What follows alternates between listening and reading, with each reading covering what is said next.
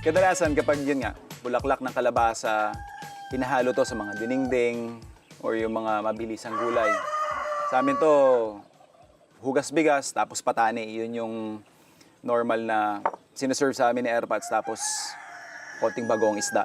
Pero ngayon, yan. Medyo bibigyan natin siya ng ibang take. Gagawa lang tayo ng stuffed squash blossoms, pero yung ating filling is gawa sa keso at saka crab meat. The first thing that we need to do is yung ating parang pinaka-batter, yung magko-coat, para magbigay ng added texture doon sa ating dish. So parang gagawa tayo ng tempura. First thing that we need to do is mix our all-purpose flour. Then yung ating water.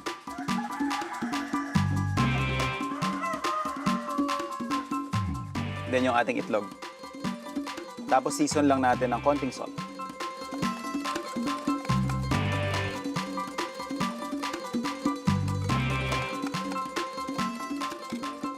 So kung mapapansin nyo, malapot na malapot pa yung ating batter.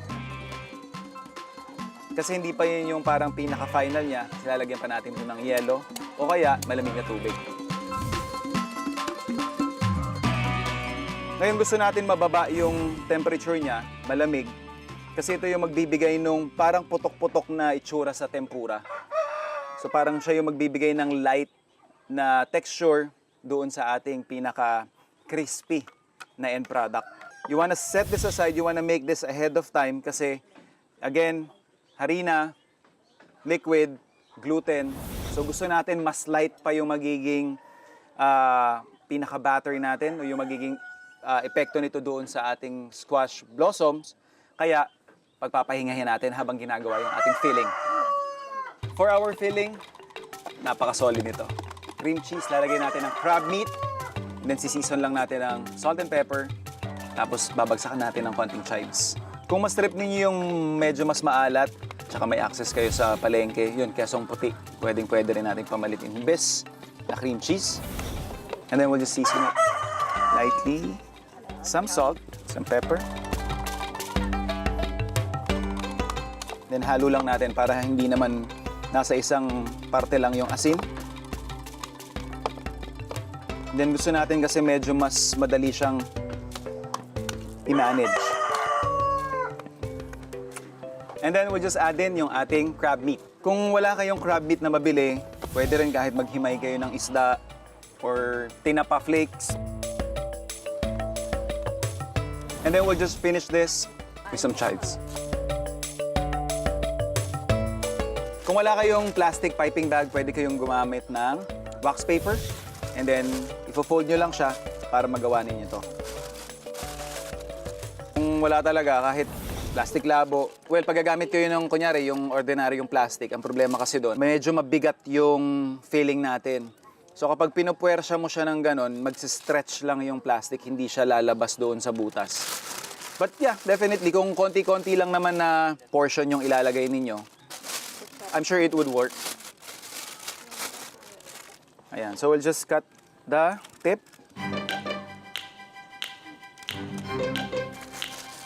Para mai.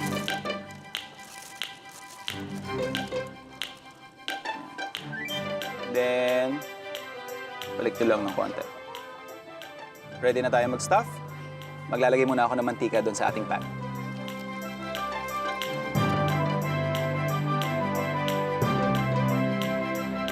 So yan. Ready na yung ating temperature. Ito na rin yung ating squash blossom. Mas maganda kung buo pa or hindi lasog-lasog yung gagamitin natin. Kasi syempre, meron tayong nakapasok sa loob, kakalas o tatapon. With your piping bag, lagay mo lang siya sa loob. Okay. Yan, huwag niyo masyadong pupunuin kasi again, baka sumabog. Masasayang lang. And then just to secure yung ating filling, pinch nyo lang yung gitna. And then, ever so gently,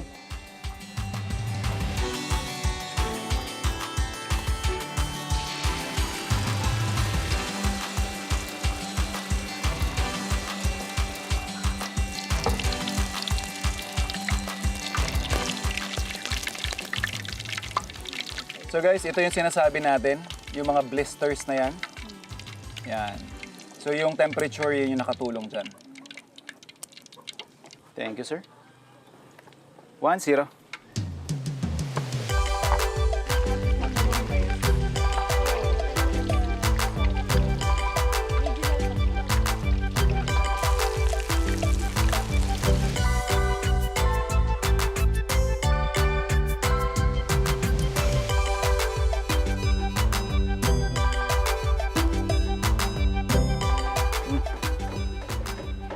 Yum.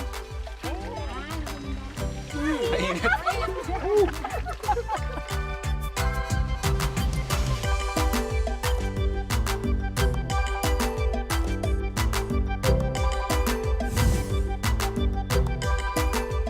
Sir.